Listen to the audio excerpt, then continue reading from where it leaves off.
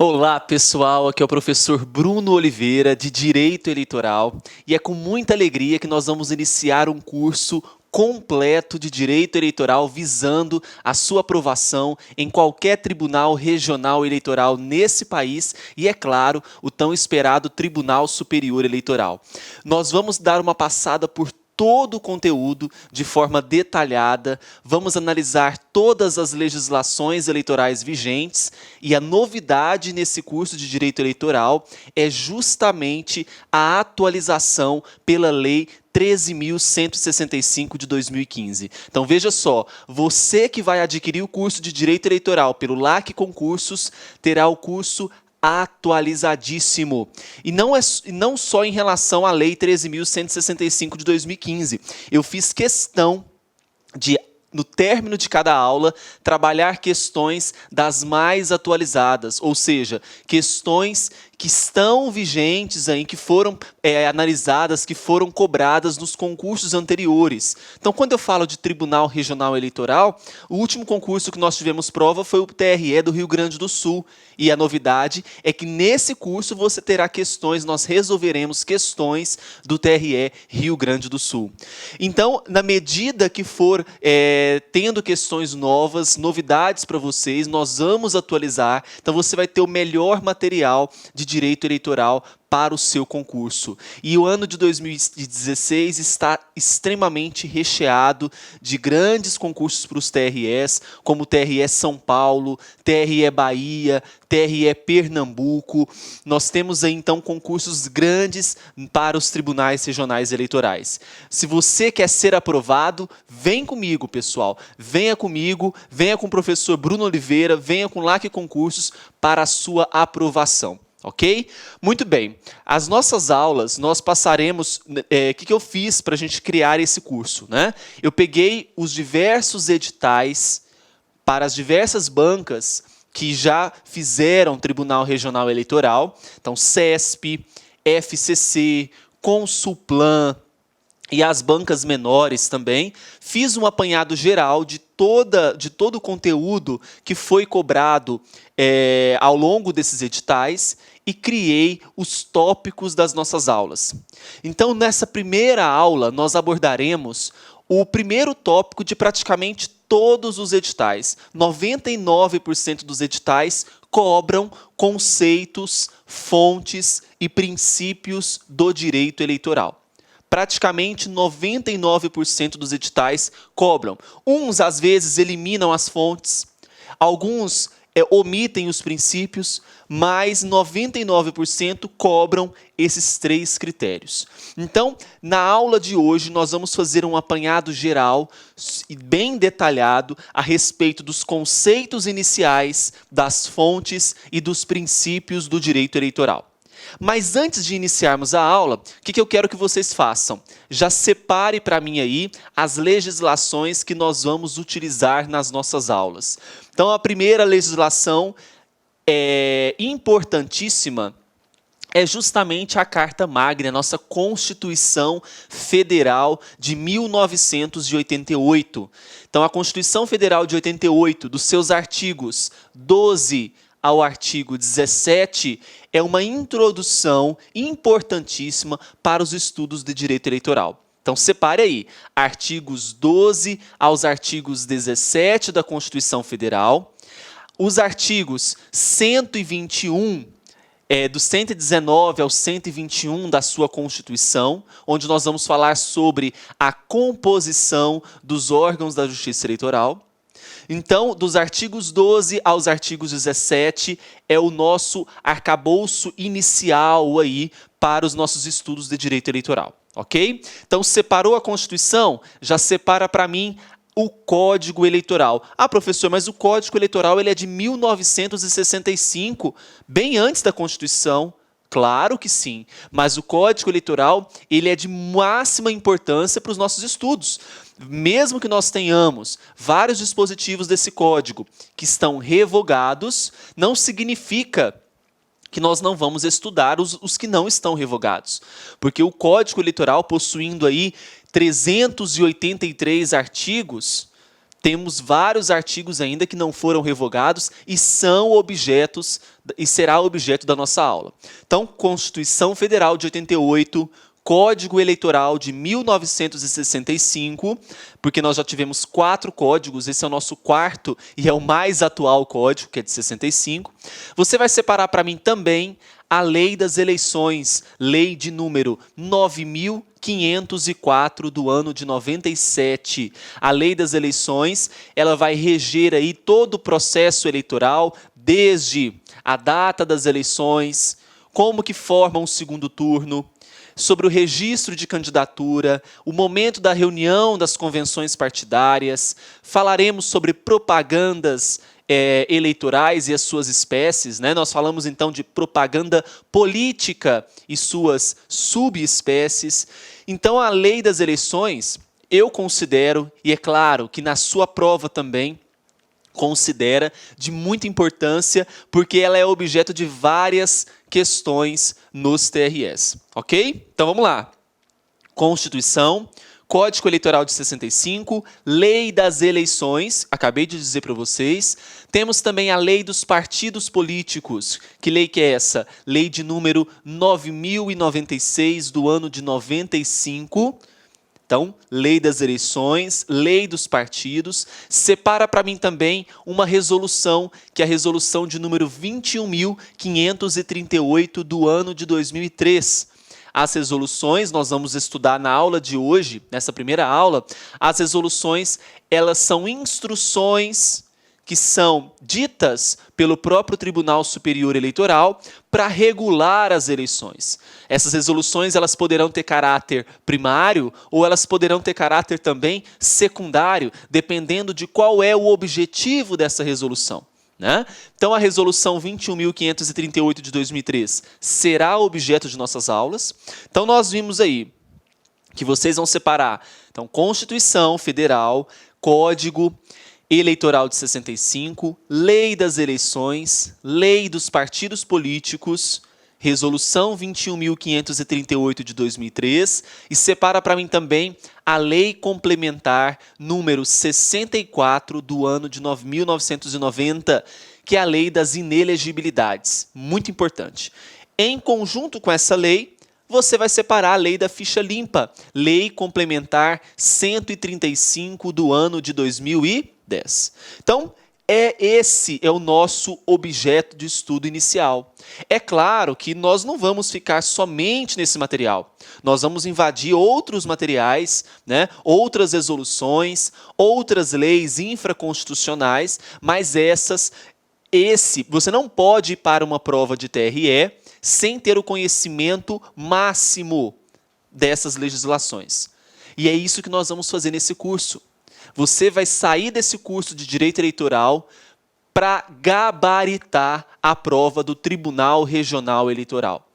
Qualquer Tribunal Regional Eleitoral. Se esse é o seu sonho de vida, nós vamos concretizar a partir desse curso.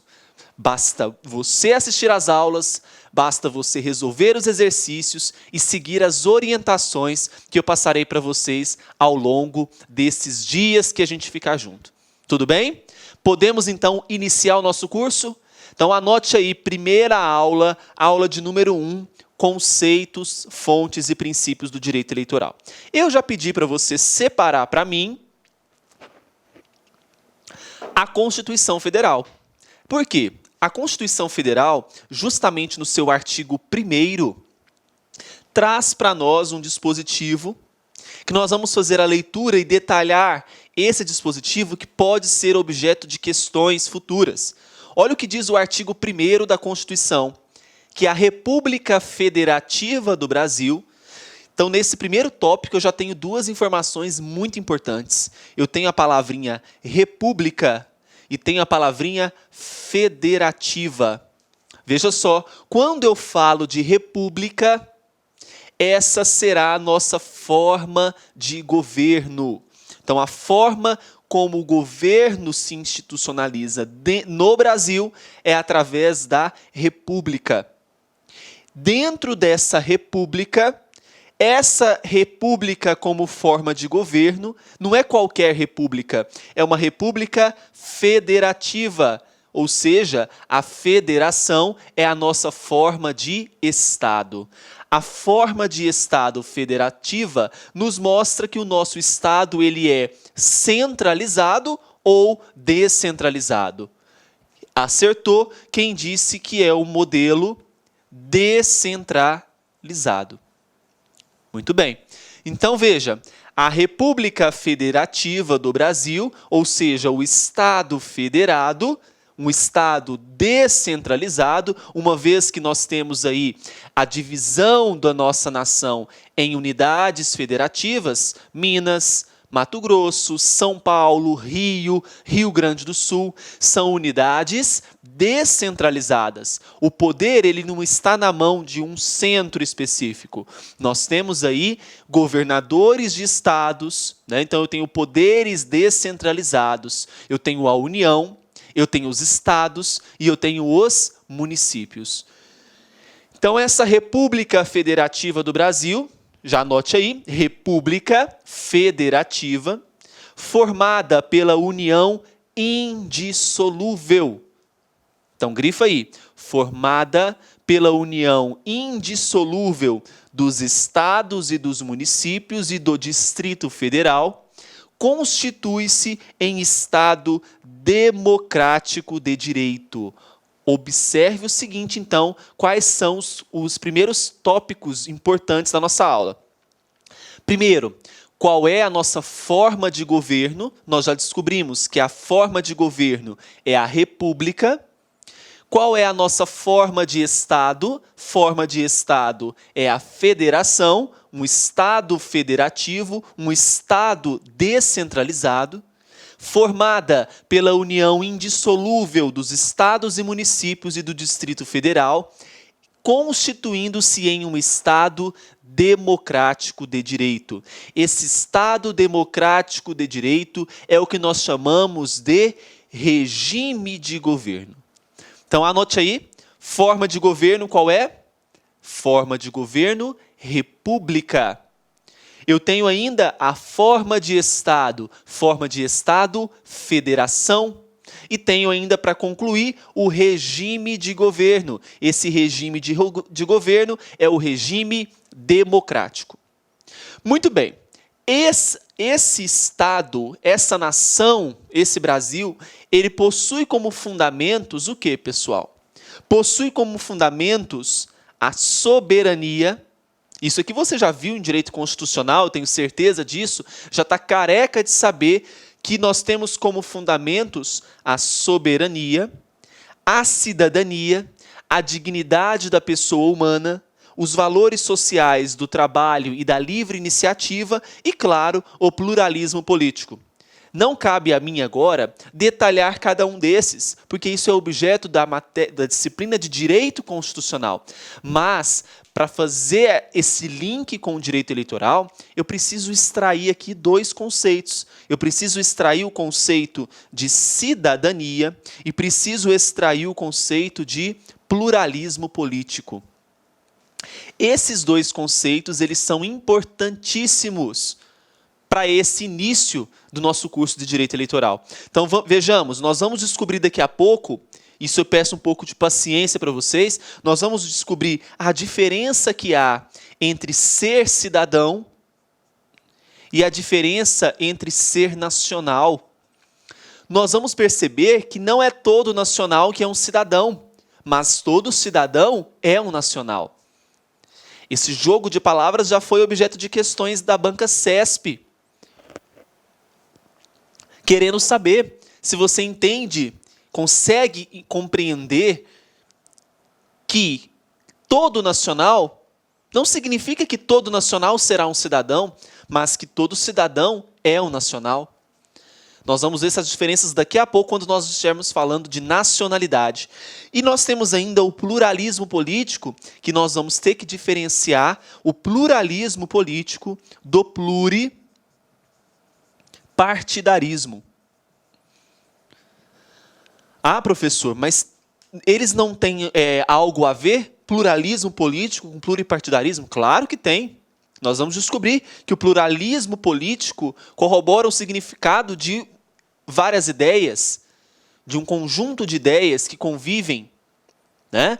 Nós vamos ver que no pluripartidarismo eu tenho também esse conjunto de ideias que vão conviver no mesmo espaço, né, em confronto, ideias em confronto, mas aqui eu estou mais me referindo a quê? Ao pluripartidarismo, mais de um partido político, que é característica do nosso Brasil, né, do nosso processo eleitoral, do nosso jogo eleitoral, do nosso jogo partidário. Então, esses dois conceitos iniciais, tanto a cidadania quanto o pluralismo político, são importantes conceitos iniciais para o nosso curso, ok? Então veja, nós descobrimos que, deixa eu apagar aqui, o regime de governo é o nosso regime democrático, e eu quero fazer trazer um outro conceito para vocês aqui. Quando eu falo de regime de governo democrático, democracia, um poder que vem do povo, né? O povo aí escolhendo seus representantes, aqueles que irão representá-los perante todas as ações estatais. Então, quando eu falo de democracia, nós temos um conceito moderno que já foi objeto do CESP 2 vezes, que é o conceito de